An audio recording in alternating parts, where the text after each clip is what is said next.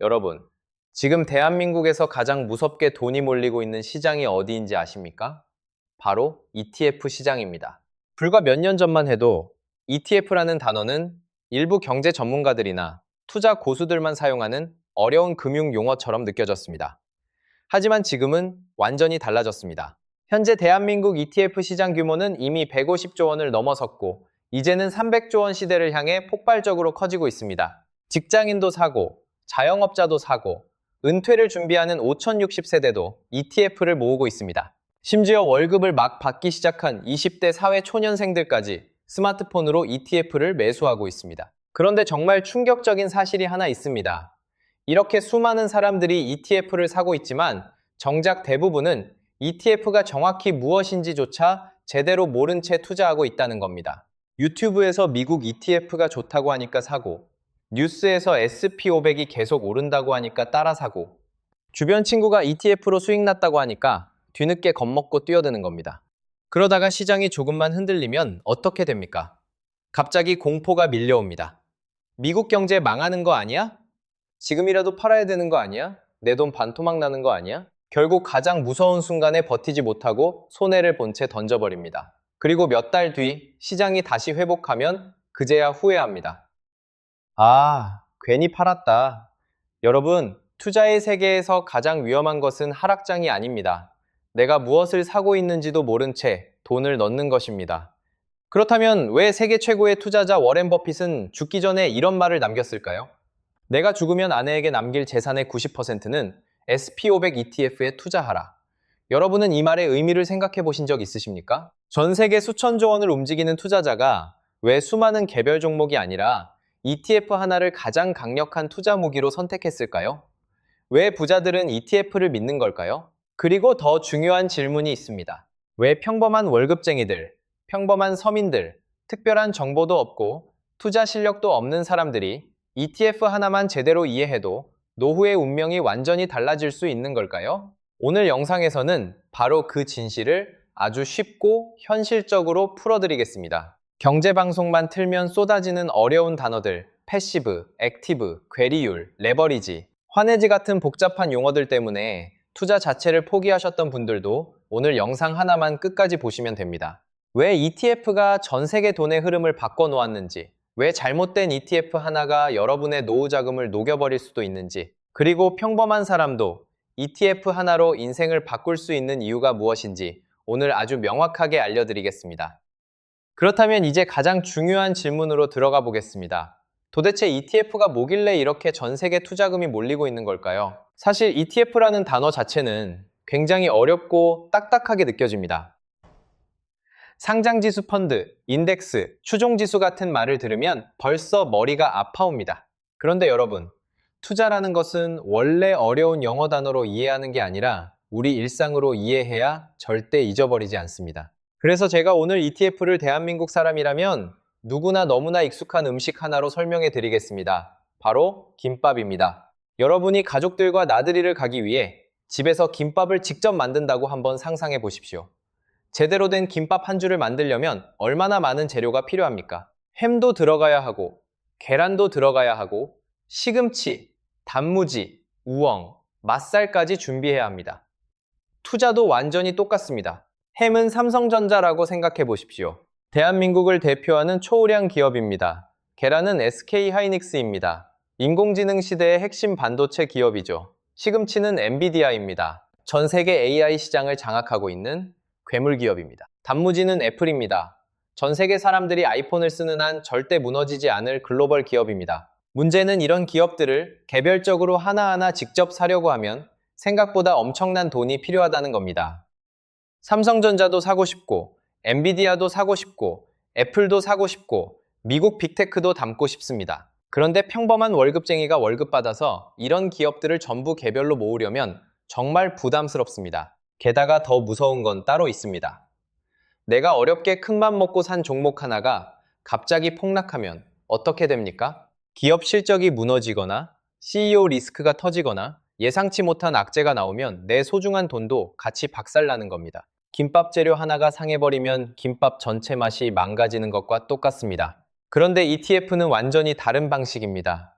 ETF는 마치 전문가가 이미 완벽한 비율로 재료를 다 넣어서 만들어 놓은 종합김밥 한 줄과 같습니다. 삼성전자라는 햄도 들어가 있고, SK하이닉스라는 계란도 들어가 있고, 엔비디아라는 시금치도 들어가 있고, 애플이라는 단무지도 들어가 있습니다. 심지어 우리가 이름도 잘 모르는 세계 최고의 기업들까지 한 바구니 안에 전부 담겨 있습니다. 우리는 그걸 하나하나 직접 살 필요가 없습니다. 그냥 ETF라는 김밥 한 줄만 사면 끝나는 겁니다. 이게 왜 엄청난 혁명이냐면 평범한 사람이 적은 돈으로도 세계 최고의 기업 수백 개에 동시에 투자할 수 있게 됐다는 점입니다. 예전에는 부자들만 가능했던 일이 이제는 월급 받는 직장인도 가능해진 겁니다. 매달 10만 원, 20만 원씩만 모아도 미국 경제 전체에 투자할 수 있습니다.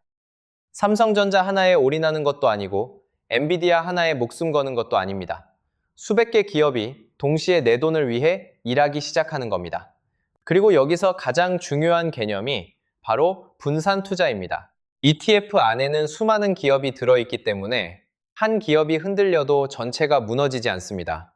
어떤 기업은 떨어져도 다른 기업이 올라가면서 서로 충격을 완화해 줍니다. 이것이 바로 전 세계 투자자들이 ETF를 장기 투자 최고의 무기라고 부르는 이유입니다. 여러분, 잘 기억하십시오. ETF의 본질은 단순합니다. 적은 돈으로 세계 최고의 기업들을 한 번에 담는 것입니다. 그리고 이것이 가능해진 순간부터 평범한 월급쟁이도 세계 500개 기업의 주주가 될 수 있게 된 것입니다. 그렇다면 여기서 한 가지 질문이 생깁니다. 수많은 ETF 중에서도 왜 전 세계 투자자들은 유독 SP500 ETF를 가장 강력한 장기 투자 상품이라고 말하는 걸까요? 왜 워렌 버핏조차도 아내에게 SP500 ETF만 사라고 유언했을까요? 그 이유는 아주 단순합니다. SP500 ETF는 단순히 미국 주식 몇 개를 사는 상품이 아니라 미국 경제 전체를 통째로 사는 개념이기 때문입니다. SP500이라는 것은 미국에서 가장 돈을 잘 벌고 가장 영향력이 큰 상위 500개 기업을 모아놓은 지수입니다. 쉽게 말해 미국이라는 나라의 경제 괴물들만 따로 뽑아서 만든 드림팀이라고 생각하시면 됩니다. 여러분이 매일 쓰는 아이폰의 애플, 전 세계 컴퓨터 운영체제를 장악한 마이크로소프트, AI 혁명의 중심에 있는 엔비디아, 인터넷 검색의 왕, 구글, 온라인 쇼핑을 지배하는 아마존까지 우리가 숨쉬듯 사용하는 세계 최고 기업들이 전부 이 안에 들어 있습니다. 그런데 만약 여러분이 이 기업들을 직접 하나하나 사려고 하면 어떻게 될까요? 애플 사고, 엔비디아 사고, 마이크로소프트 사고, 아마존 사고, 구글 사고, 이렇게 개별적으로 다 사려면 수억 원이 필요합니다. 평범한 직장인이 월급만으로 접근하기에는 너무나 부담스러운 금액입니다. 하지만 SP500 ETF는 다릅니다. 단 몇만 원만 있어도 이 거대한 미국 경제 전체에 동시에 투자할 수 있습니다. 여러분은 ETF 한 주를 샀을 뿐인데 사실은 애플의 주주가 되고 엔비디아의 주주가 되고 마이크로소프트의 주주가 되는 겁니다. 이게 왜 무섭도록 강력하냐면 미국 경제는 지난 수십 년 동안 수많은 위기를 겪으면서도 결국 계속 성장해 왔기 때문입니다. 전쟁이 터져도 금융위기가 와도 코로나가 와도 결국 살아남은 것은 세계 최고의 기업들이었습니다. 약한 기업은 사라지고 강한 기업은 더 커집니다. 그리고 SP500 ETF는 그 살아남는 강한 기업들을 자동으로 계속 담아냅니다. 여러분이 특별히 공부하지 않아도 밤새 차트를 보지 않아도 시장이 알아서 가장 강한 기업들을 계속 교체해 넣어주는 구조인 겁니다. 그래서 장기 투자자들이 SP500 ETF를 믿는 겁니다. 어떤 특정 기업 하나가 망해도 미국 경제 전체가 무너지지 않는 한 결국 새로운 강자가 등장하기 때문입니다. 과거에는 엑슨모빌이 시장을 지배했고 이후에는 애플과 마이크로소프트가 올라왔고 지금은 엔비디아와 AI 기업들이 폭발적으로 성장하고 있습니다. 시대는 바뀌어도 미국의 혁신 기업들은 계속해서 등장합니다. 그리고 SP500 ETF는 그 흐름 전체를 자동으로 따라갑니다. 여러분, 여기서 정말 중요한 감정 포인트가 하나 있습니다. 개별 주식 투자처럼 매일 불안에 떨 필요가 없다는 겁니다. 내가 산 회사 망하면 어떡하지? 실적 안 나오면 어떡하지? 이런 공포에서 조금씩 벗어나게 됩니다. 왜냐하면 나는 특정 기업 하나에 올인한 게 아니라 세계 최고의 기업 수백 개가 동시에 일하는 거대한 시스템 자체에 투자하고 있기 때문입니다. 결국 SP500 ETF 장기 투자의 본질은 이것입니다. 내가 회사에서 일하고 있을 때도, 잠을 자고 있을 때도, 가족과 여행을 가 있을 때도 세계 최고의 기업들이 24시간 내 돈을 대신 벌어주는 구조. 바로 그것이 전 세계 평범한 사람들이 SP500 ETF 하나로 자산을 키워가는 이유인 것입니다. 그런데 여기서 많은 분들이 이런 질문을 하십니다. 여러 기업을 묶어서 투자하는 거면 예전에 은행에서 가입하던 펀드랑 뭐가 다른 거냐? 정말 좋은 질문입니다. 사실 ETF가 등장하기 전까지는 대부분의 서민 투자자들이 펀드라는 상품에 돈을 맡겼습니다. 은행 창구 직원이 추천해주는 국내 주식형 펀드, 해외 펀드, 글로벌 성장 펀드 같은 상품들 말입니다. 당시에는 많은 사람들이 펀드만 가입하면 전문가가 알아서 돈을 굴려주고 안정적으로 수익이 날 거라고 믿었습니다. 하지만 시간이 지나면서 수많은 투자자들이 큰 실망을 하게 됩니다. 왜냐하면 기존 펀드 구조에는 치명적인 문제가 있었기 때문입니다. 가장 큰 문제는 바로 블랙박스 구조였습니다. 여러분이 힘들게 번 돈을 펀드에 넣으면 그 돈이 정확히 어디에 투자되는지 일반 투자자는 거의 알 수가 없었습니다.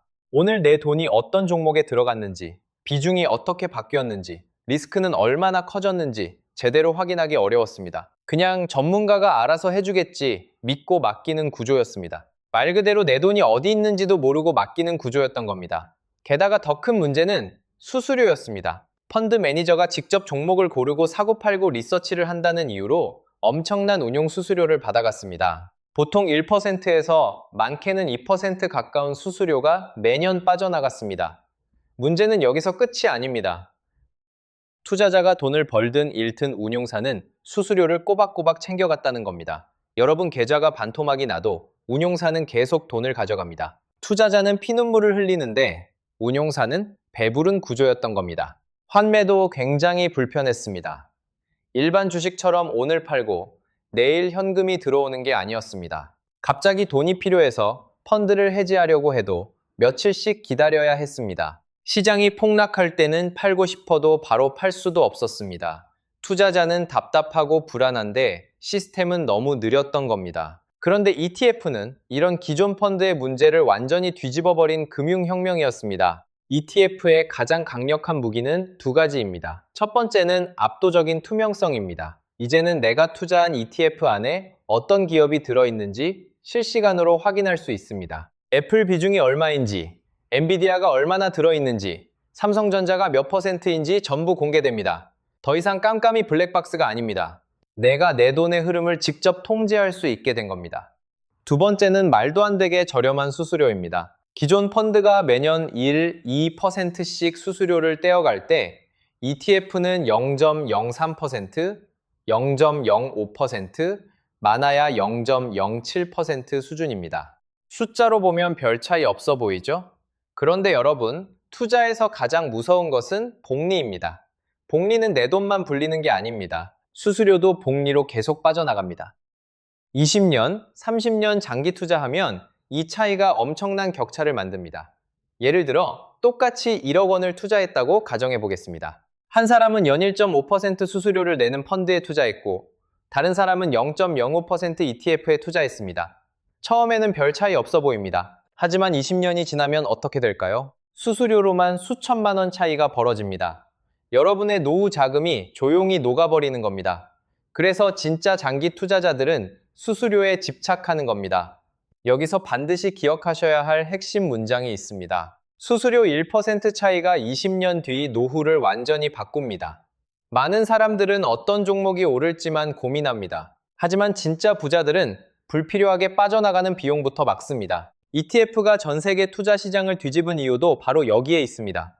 투명하고 싸고 빠르고 장기 투자에 최적화된 구조. 그래서 전 세계 자금이 기존 펀드에서 빠져나와 ETF로 이동하고 있는 것입니다. 자, 이제 ETF가 왜 강력한 상품인지는 이해하셨을 겁니다. 그런데 여기서 정말 중요한 현실 문제가 하나 등장합니다.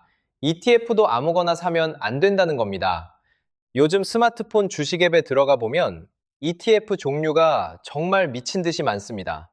이름도 다 비슷합니다. KODX 미국 SP500, 타이거 미국 SP500, AC 미국 SP500, SOL 미국 SP500. 초보 투자자 입장에서는 도대체 뭐가 다른 건지 머리가 아파집니다. 결국 많은 사람들이 이름이 멋있어 보이는 걸 고르거나 유튜브에서 누가 추천한 걸 그냥 따라 삽니다. 그런데 여러분, ETF 시장에서도 결국 살아남는 상품과 사라지는 상품이 있습니다. 그래서 지금부터는 절대 실패 확률을 줄이는 ETF 고르는 4가지 핵심 법칙을 아주 현실적으로 알려드리겠습니다. 첫 번째 법칙입니다.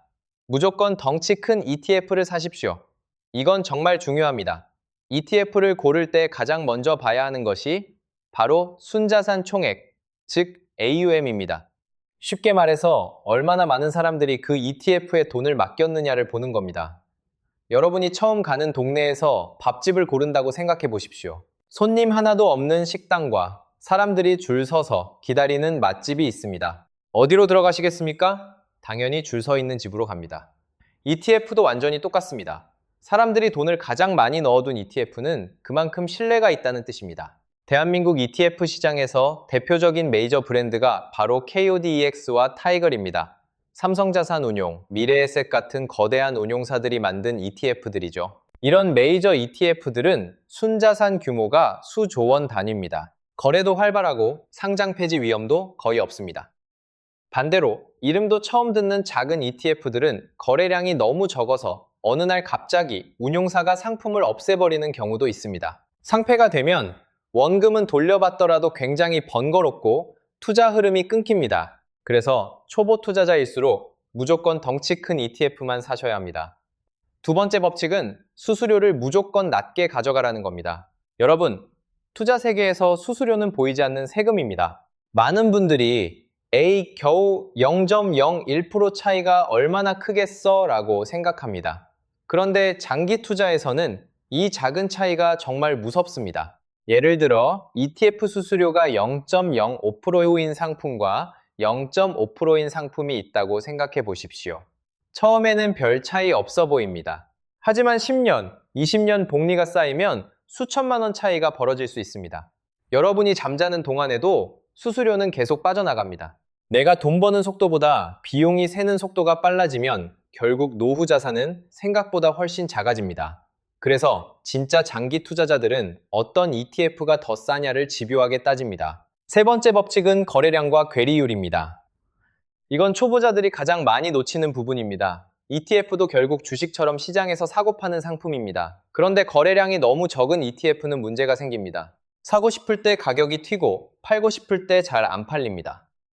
심하면 내가 생각한 가격보다 훨씬 비싸게 사거나 훨씬 싸게 팔게 됩니다. 그리고 여기서 등장하는 어려운 단어가 바로 괴리율입니다. 쉽게 말하면 ETF의 진짜 가치와 시장 가격의 차이입니다. 예를 들어 ETF 안에 실제 들어있는 자산 가치가 10, 0원인데 시장에서는 10, 300원에 거래될 수도 있다는 겁니다. 모르고 사면 비싸게 바가지 쓰는 겁니다. 특히 거래량 적은 ETF일수록 이런 현상이 심합니다.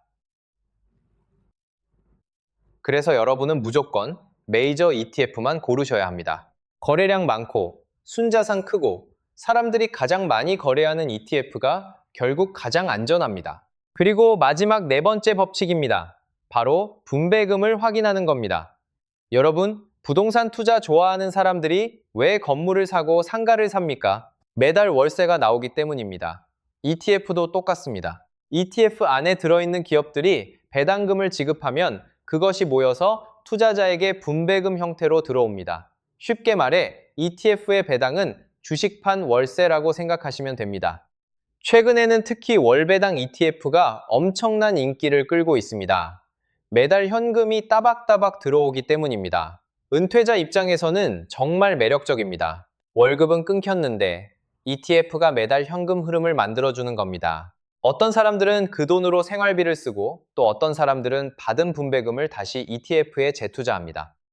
그러면 복리의 눈덩이가 더 빠르게 커집니다. 바로 돈이 돈을 버는 구조가 만들어지는 겁니다. 결국 ETF를 고르는 핵심은 단순합니다. 덩치 큰 ETF, 수수료 싼 ETF, 거래 활발한 ETF, 그리고 꾸준히 현금 흐름을 만드는 ETF를 선택하는 것입니다. 여러분, 잘 기억하십시오. ETF 시장에서도 결국 살아남는 건 메이저입니다. 괜히 이상한 ETF 기웃거리다가 손실 보지 마시고 가장 단순하고 가장 강한 ETF를 선택하는 것이 장기 투자에서 살아남는 길입니다. 자, 이제 ETF를 고르는 기본 원칙까지 이해하셨다면 다음 단계로 넘어가야 합니다. 바로 ETF의 종류를 구분하는 겁니다. 왜냐하면 ETF라고 해서 전부 똑같은 ETF가 아니기 때문입니다. 같은 ETF라는 이름을 달고 있어도 어떤 상품은 여러분의 노후를 안정적으로 키워줄 수 있고 어떤 상품은 반대로 계좌를 롤러코스터처럼 흔들어 버릴 수도 있습니다. 그래서 지금부터는 반드시 알아야 하는 ETF의 세 가지 종류를 아주 쉽게 설명해 드리겠습니다. 여러분은 앞으로 ETF를 볼 때, 이건 지하철 같은 ETF구나. 이건 모범택시 스타일이네. 이건 위험한 특수무기구나. 바로 감이 오게 될 겁니다. 첫 번째는 패시브 ETF입니다. 저는 이걸 지하철 ETF라고 부릅니다. 왜냐하면 지하철은 정해진 길로 움직이기 때문입니다. 갑자기 기사 마음대로 골목길로 새지 않습니다. 비가 오든 눈이 오든 정해진 노선을 묵묵하게 달립니다. 패시브 ETF도 완전히 똑같습니다. 시장 전체를 그대로 따라가는 구조입니다. 대표적인 것이 바로 SP500, 나스닥 100, 카스피 아이백 같은 ETF입니다. 미국 상위 500개 기업을 그대로 따라가고 미국 기술주 상위 기업들을 그대로 따라가고 한국 대표 기업들을 그대로 따라갑니다. 이 패시브 ETF의 가장 강력한 장점은 안정성과 저비용입니다. 사람이 이 종목 좋다, 저 종목 나쁘다 판단하는 게 아니라 시장 전체를 기계적으로 따라가기 때문에 운용 비용이 거의 들지 않습니다.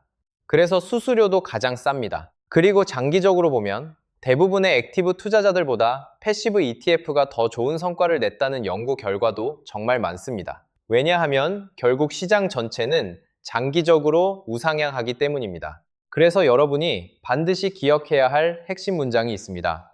포트폴리오의 뼈대는 패시브 ETF여야 합니다. 노후 자금의 중심축은 결국 가장 단순하고 가장 안정적인 시장 대표 ETF가 되어야 한다는 뜻입니다. 두 번째는 액티브 ETF입니다.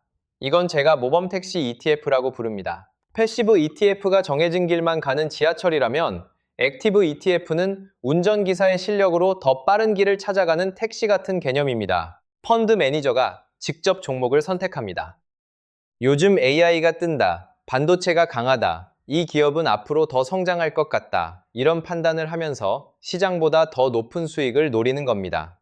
예를 들어 최근 국내에서 많이 언급되는 타임폴리오나 코액트 같은 액티브 ETF들이 있습니다. 이런 상품들은 단순히 지수를 따라가는 것이 아니라 운용사의 전략과 실력으로 초과 수익을 노립니다. 잘만 되면 패시브 ETF보다 훨씬 높은 수익률이 나올 수도 있습니다. 하지만 문제는 반대 상황도 가능하다는 겁니다. 매니저 판단이 틀리면 시장 평균보다 훨씬 못한 성과가 나올 수도 있습니다. 게다가 액티브 ETF는 사람의 개입이 많기 때문에 수수료도 더 비쌉니다. 결국 액티브 ETF는 운전기사 실력에 따라 목적지 도착 시간이 달라지는 택시와 같은 구조인 겁니다. 그리고 마지막 세 번째가 바로 테마 ETF입니다.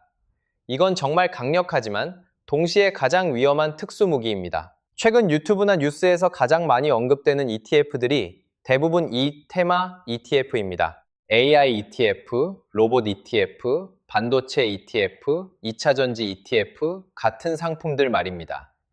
특정 산업 하나에 집중 투자하는 구조입니다.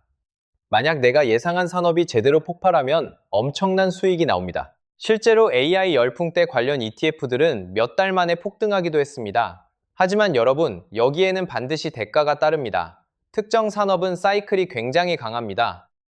올라갈 때는 미친 듯이 올라가지만 꺾이는 순간 계좌도 같이 무너집니다. 특히 많은 개인 투자자들이 가장 꼭대기에서 뉴스 보고 들어갔다가 큰 손실을 보는 경우가 정말 많습니다. 2차 전지 열풍 때도 그랬고 메타버스 열풍 때도 그랬습니다. 유행이 뜨거울 때는 모두가 이번엔 다르다고 말하지만 결국 시장은 항상 과열과 조정을 반복합니다. 그래서 여러분께 꼭 드리고 싶은 말이 있습니다. 테마 ETF는 메인 반찬이 아니라 양념입니다. 밥 대신 고추장만 먹을 수는 없는 것처럼 포트폴리오 전체를 테마 ETF로 채우면 굉장히 위험해집니다. 가장 안전한 패시브 ETF를 중심으로 깔고 그 위에 액티브 ETF나 테마 ETF를 조금씩 얻는 구조가 가장 현실적이고 오래 살아남는 투자 방식입니다. 결국 ETF 투자에서 가장 중요한 것은 화려함이 아닙니다. 오래 버틸 수 있는 구조를 만드는 것입니다. 그리고 그 중심에는 언제나 단순하고 강한 패시브 ETF가 있어야 합니다. 자, 여기까지 들으신 분들 중에는 이런 생각을 하시는 분들도 있을 겁니다. 좋아. ETF가 좋은 건 알겠는데 수익을 더 빨리 크게 내는 방법은 없을까? 바로 이 순간부터 정말 위험한 유혹이 시작됩니다. 여러분이 주식 앱에서 ETF를 검색하다 보면 이름 뒤에 레버리지, EX, 곧버스 같은 무시무시한 단어들이 붙어 있는 상품들을 보게 됩니다. 그리고 사람들은 흔들리기 시작합니다. 2배 오른다고? 이거 사면 빨리 부자 되는 거 아니야? 남들은 이걸로 몇 달 만에 돈 벌었다는데? 여러분, 지금부터 정말 중요한 말씀을 드리겠습니다. 4060세대의 노후 자금으로는 절대 레버리지 ETF와 인버스 ETF를 건드리시면 안 됩니다. 저는 이걸 독이 든 성배라고 부릅니다. 왜냐하면 처음에는 엄청나게 달콤해 보이기 때문입니다. 레버리지 ETF는 시장이 오르면 수익을 2배, 3배로 증폭시켜줍니다. 예를 들어 SP500이 하루에 1% 오르면 2배 레버리지는 2%가 오릅니다. 듣기만 해도 심장이 뛰죠. 그런데 문제는 하락할 때도 똑같이 2배, 3배로 박살난다는 겁니다. 그리고 여기서 대부분 사람들이 절대 이해하지 못하는 무서운 함정이 등장합니다. 바로 복리구조의 파괴입니다. 제가 아주 쉽게 설명해 드리겠습니다. 여러분이 일반 ETF에 투자했다고 가정해 보겠습니다. 시장이 먼저 20% 폭락했습니다. 1억 원이 8천만 원이 됐습니다. 기분은 나쁘지만 이후 시장이 다시 플러스 25% 회복하면 어떻게 됩니까?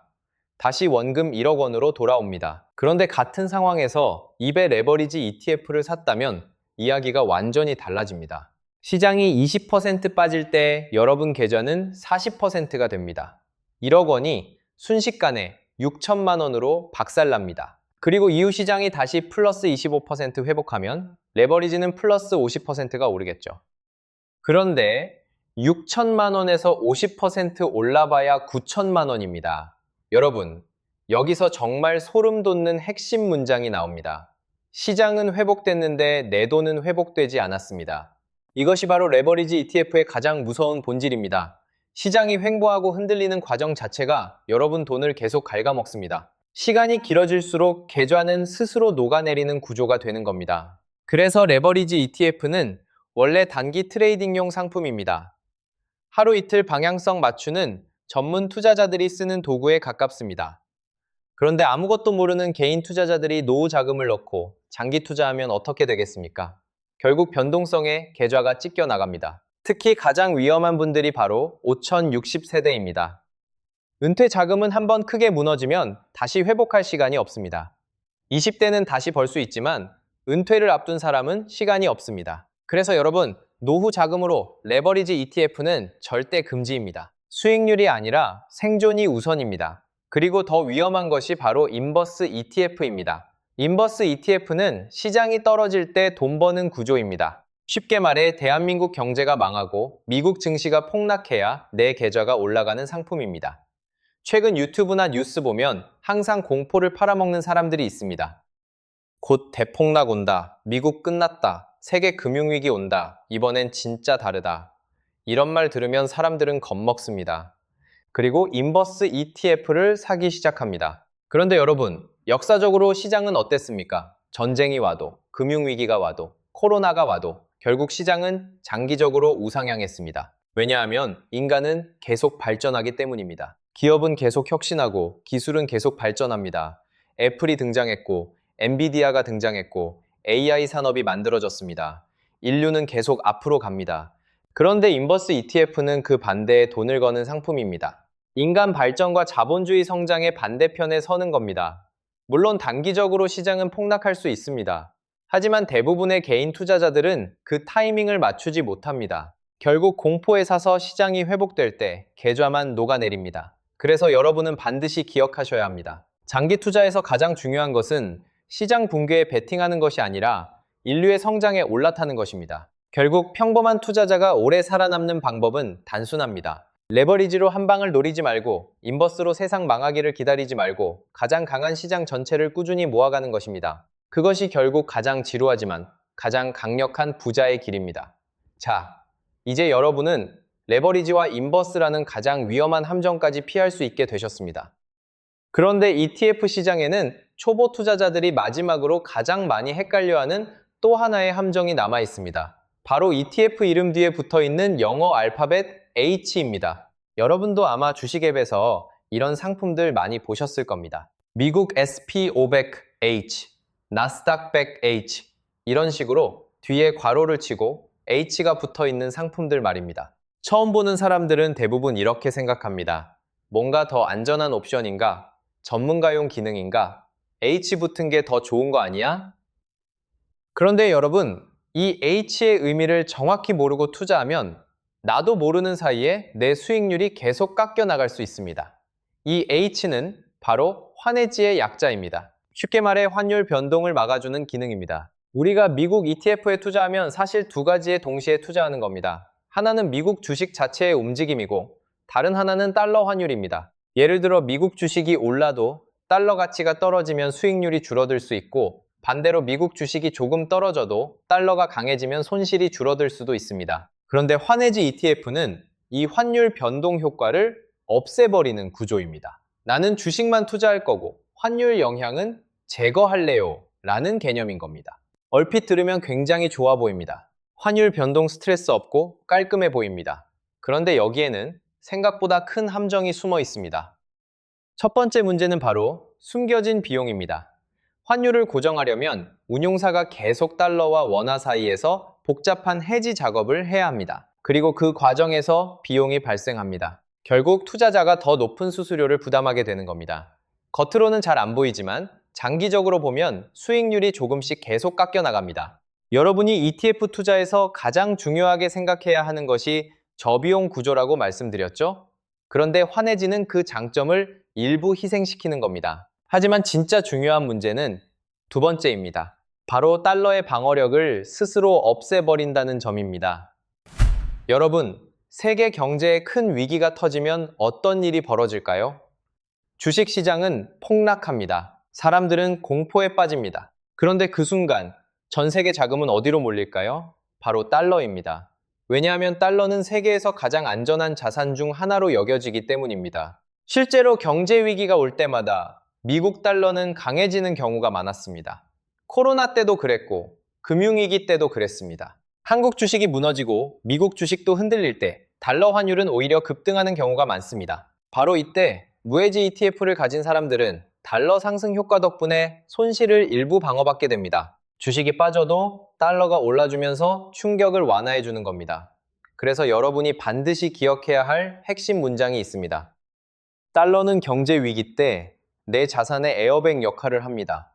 자동차 사고 날 때 에어백이 충격을 완화해 주듯이 글로벌 위기 상황에서는 달러가 내 자산을 보호해주는 역할을 하는 겁니다. 그런데 환해지 ETF는 이 에어백 기능을 제거해버립니다. 주식이 떨어질 때 환율 방어 효과까지 포기하는 셈입니다. 물론 단기 투자자나 환율 변동을 정말 싫어하는 사람들에게는 환해지가 필요할 수도 있습니다. 하지만 장기 투자 관점에서는 이야기가 달라집니다. 특히 10년, 20년, 길게 미국 시장에 투자할 생각이라면 대부분의 장기 투자자들은 무해지 ETF를 더 선호합니다. 왜냐하면 장기적으로 달러 자산 자체가 하나의 안전판 역할을 해주기 때문입니다. 결국 여러분이 기억해야 할 것은 단순합니다. 네, ETF 투자에서 진짜 중요한 것은 단기적인 흔들림을 없애는 것이 아니라 장기적으로 살아남는 구조를 만드는 것입니다. 그리고 그 과정에서 달러는 생각보다 훨씬 강력한 방어 무기가 될 수 있다는 사실을 반드시 기억하셔야 합니다. 자, 이제 여러분은 어떤 ETF를 사야 하는지, 어떤 ETF를 피해야 하는지까지 거의 전문가 수준으로 이해하게 되셨습니다. 그런데 여기서 정말 마지막으로 엄청나게 중요한 문제가 하나 남아 있습니다. 바로 세금입니다. 여러분, 투자에서 많은 사람들이 종목 선택만 중요하다고 생각합니다.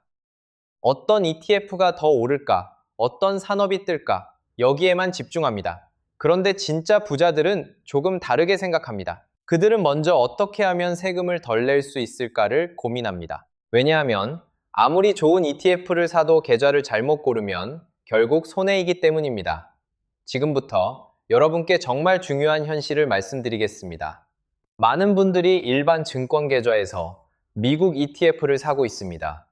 그런데 여기에는 무서운 함정이 숨어 있습니다. 바로 15.4% 세금입니다. 여러분이 ETF로 수익이 나거나 분배금을 받으면 나라에서 세금을 떼어갑니다. 예를 들어 열심히 장기 투자해서 1천만 원 수익이 났다고 가정해 보겠습니다. 그런데 세금으로만 154만 원이 빠져나갑니다. 여러분이 밤잠 줄여가며 투자해서 번 돈인데 그중 상당 부분이 세금으로 사라지는 겁니다. 그래서 저는 일반 계좌를 밑빠진 독이라고 표현합니다. 열심히 물을 부어도 아래로 계속 새어나가는 구조입니다. 투자 수익이 커질수록 세금 부담도 같이 커집니다. 특히 장기 투자일수록 이 차이는 정말 무섭습니다. 복리로 돈이 커지는 만큼 세금도 같이 커지기 때문입니다. 그런데 여러분, 대한민국에는 합법적으로 세금을 늦추고 줄일 수 있는 엄청난 무기가 있습니다. 바로 연금저축계좌와 IRP입니다. 많은 사람들이 이걸 그냥 연말정산용 통장 정도로만 생각합니다. 하지만 진짜 투자 고수들은 이 계좌를 노후 자산을 키우는 황금거위처럼 사용합니다. 왜냐하면 이 계좌 안에서는 엄청난 혜택이 주어지기 때문입니다. 첫 번째는 과세이연입니다. 이 말이 어렵게 느껴질 수 있는데 아주 쉽게 설명하면 지금 당장 세금을 안 떼어간다는 뜻입니다. 일반 계좌에서는 수익이 나면 바로 세금이 빠져나갑니다. 하지만 연금저축이나 IRP 안에서는 ETF로 수익이 나도 세금을 바로 가져가지 않습니다. 그 돈까지 계속 재투자되면서 복리로 굴러갑니다. 즉 세금으로 나갈 돈조차 내 자산처럼 계속 일하게 만드는 구조인 겁니다. 두 번째는 나중에 연금으로 받을 때 세율이 훨씬 낮다는 겁니다. 일반 계좌는 15.4%를 바로 떼어가지만 연금 계좌는 나중에 연금 형태로 천천히 꺼냈으면 훨씬 낮은 연금소득세만 적용됩니다. 결국 장기적으로 남는 돈 자체가 달라집니다. 그리고 세 번째가 정말 강력합니다. 바로 세액공제입니다. 여러분이 연금저축이나 IRP에 돈을 넣으면 나라가 노후 준비 잘하고 있네요 하면서 연말정산 때 세금을 돌려줍니다. 쉽게 말해 투자도 하고 세금 환급도 받는 겁니다. 이건 사실상 국가가 장기 투자를 장려하기 위해 주는 보너스와 비슷합니다. 그래서 진짜 장기 투자자들은 월급 들어오면 가장 먼저 연금 계좌부터 채웁니다. 왜냐하면 같은 ETF를 사더라도 어디에 담느냐에 따라 미래 자산 규모가 완전히 달라지기 때문입니다.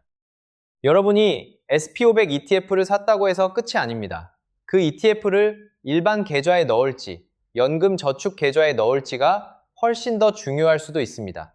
여기서 반드시 기억하셔야 할 핵심 문장이 있습니다. 좋은 ETF를 사도 계좌를 잘못 고르면 결국 손해입니다.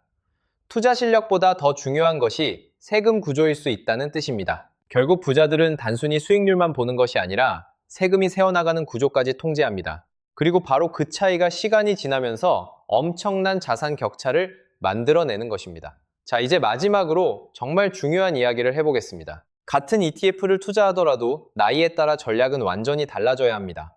왜냐하면 40대와 60대는 싸워야 하는 게임 자체가 다르기 때문입니다. 40대는 아직 시간을 무기로 쓸 수 있지만 60대는 한 번 큰 손실이 나면 회복할 시간이 부족합니다. 그래서 여러분은 남들이 좋다는 포트폴리오를 무작정 따라하면 안 됩니다. 내 나이, 내 상황, 내 은퇴 시기에 맞게 ETF 비율을 조절해야 합니다. 이것이 바로 자산 배분입니다. 그리고 결국 장기 투자 성패는 어떤 종목을 맞추느냐보다 자산 배분을 어떻게 했느냐에서 결정되는 경우가 훨씬 많습니다. 먼저 40대입니다. 40대는 아직 성장기입니다.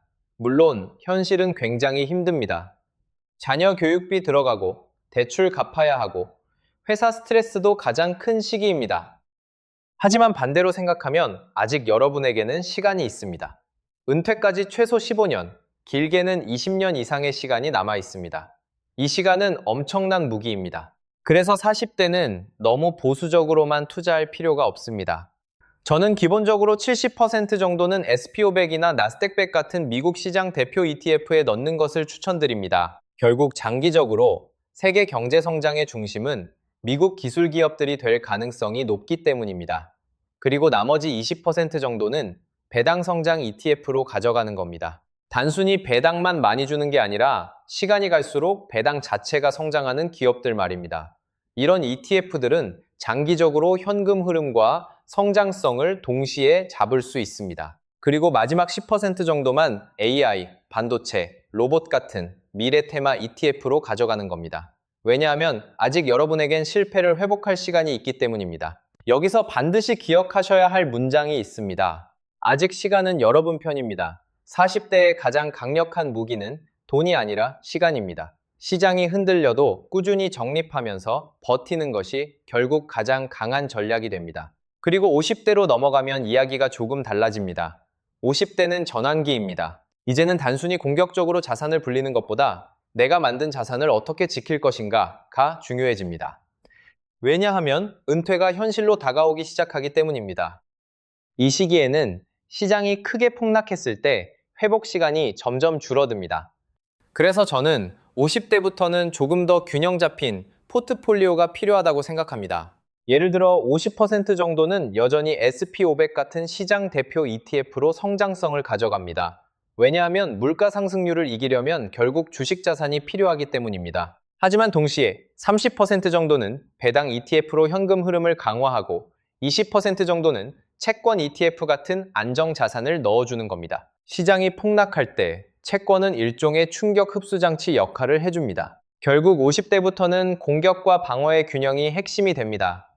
그래서 꼭 기억하십시오. 이제는 버는 것보다 지키는 것이 중요합니다. 은퇴 직전에 큰 손실을 맞는 순간 인생 계획 전체가 흔들릴 수 있기 때문입니다. 그리고 마지막으로 60대입니다. 여러분, 60대 이후의 투자는 완전히 다른 철학으로 접근해야 합니다. 이 시기에 가장 중요한 목표는 더 이상 대박이 아닙니다. 생존입니다. 은퇴 이후에는 월급이 끊깁니다. 즉, 시장이 폭락해도 다시 월급으로 메꿀 수가 없습니다. 그래서 60대 이후에는 절대 공격적인 투자에 욕심내시면 안 됩니다. 저는 기본적으로 배당 ETF와 채권 ETF 비중을 합쳐서 최소 50% 이상 가져가는 것을 추천드립니다. 매달 분배금이 들어오고 안정적인 현금 흐름이 만들어져야 합니다.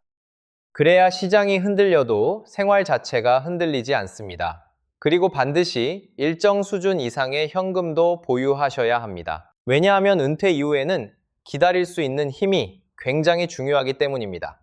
시장이 폭락했을 때 생활비 때문에 ETF를 억지로 손절하면 그 순간 복구가 거의 불가능해집니다. 그래서 은퇴 투자에서 가장 중요한 것은 흥분이 아니라 생존입니다. 화려한 수익률보다 중요한 건 내가 죽을 때까지 자산이 버텨주는 구조를 만드는 겁니다. 결국 투자라는 것은 단거리 경주가 아닙니다. 20년, 30년을 버텨야 하는 마라톤입니다. 그리고 그 긴 마라톤에서 살아남는 사람들은 화려한 천재들이 아니라 자기 나이에 맞는 전략을 끝까지 지킨 사람들입니다. 자, 오늘 정말 긴 이야기를 함께 나눴습니다. ETF가 무엇인지부터 어떤 ETF를 골라야 하는지, 어떤 ETF는 절대 피해야 하는지, 그리고 세금과 연금 계좌까지. 아마 지금 여러분 머릿속에는 정말 많은 정보가 들어가 있을 겁니다. 그런데 여러분, 마지막으로 제가 꼭 드리고 싶은 말이 하나 있습니다. 투자에서 가장 중요한 것은 복잡함이 아니라 단순함이라는 사실입니다. 많은 사람들이 투자를 시작하면 욕심이 생깁니다. 유튜브에서 누가 좋다 하면 또 사고, 뉴스에서 AI 뜬다 하면 또 사고, 반도체 오른다 하면 또 사고, 로봇 ETF 사고, 2차 전지 ETF 사고. 어느 순간 계좌를 열어보면 ETF가 10개, 20개씩 들어 있습니다. 그런데 여러분, 냉정하게 생각해 보십시오. SP500 ETF 하나 안에는 이미 미국 최고의 기업 500개가 들어 있습니다. 애플도 있고, 마이크로소프트도 있고, 엔비디아도 있고, 아마존도 있고, 구글도 있습니다. 이미 그 안에 세계 경제의 핵심 기업들이 다 들어있는데 굳이 여기저기 잡다하게 계속 늘려갈 필요가 있을까요? 오히려 너무 많은 ETF를 사는 순간 관리가 어려워집니다. 어떤 ETF가 왜 들어갔는지도 모르게 되고 수수료 구조도 복잡해지고 결국 시장이 흔들릴 때 더 불안해집니다. 그래서 진짜 장기 투자자들은 시간이 갈수록 포트폴리오가 단순해집니다. 결국 살아남는 사람들은 가장 화려한 전략을 가진 사람이 아니라 가장 단순한 원칙을 오래 지킨 사람들입니다. 그래서 제가 오늘 여러분께 마지막으로 추천드리는 전략은 아주 단순합니다. 첫째, 연금저축 계좌를 활용하십시오. 둘째, 가장 강한 시장 대표 ETF, 특히 SP500 같은 ETF를 중심으로 가져가십시오. 셋째, 그걸 10년, 20년 길게 보유하십시오. 사실 대부분 사람들은 투자로 실패하는 게 아니라 중간에 못 버텨서 탈락합니다. 시장이 흔들릴 때 겁먹고 팔고 뉴스에 흔들리고 남들 수익률 비교하다가 결국 원칙을 무너뜨립니다. 하지만 여러분, 역사를 보면 결국 시장은 계속 성장해 왔습니다. 기술은 발전했고, 기업은 혁신했고, 인류는 앞으로 나아갔습니다. 그리고 ETF는 바로 그 인류 성장 전체에 올라타는 투자 방식입니다. 그렇기 때문에 장기 투자에서 가장 중요한 능력은 종목 맞추는 능력이 아니라 버티는 능력입니다. 여기서 오늘 영상의 마지막 핵심 문장을 꼭 기억하십시오. 투자의 승자는 가장 똑똑한 사람이 아니라 가장 오래 버틴 사람입니다. 결국 복리는 시간을 견딘 사람 편에 서게 되어 있습니다. 오늘 영상이 여러분의 노후와 자산 관리에 조금이라도 도움이 되셨다면 지금 바로 구독과 좋아요 꼭 부탁드리겠습니다. 여러분의 작은 클릭 하나가 앞으로 더 좋은 투자 콘텐츠를 만드는데 정말 큰 힘이 됩니다. 그리고 다음 영상에서는 오늘 배운 내용을 바탕으로 실제 스마트폰 화면을 보면서 연금저축 계좌를 개설하는 방법, 그리고 SP500 ETF를 직접 매수하는 방법까지 아주 쉽게 하나하나 보여드리겠습니다. 주식 앱 처음 켜보는 분들도 그대로 따라만 하면 ETF 투자를 시작할 수 있도록 현실적으로 설명해 드릴 예정이니까 다음 영상도 절대 놓치지 마십시오. 지금까지 여러분의 노후 자산을 지켜드릴 방구석 워렌 버핏이었습니다. 오늘도 끝까지 함께 해주셔서 진심으로 감사합니다.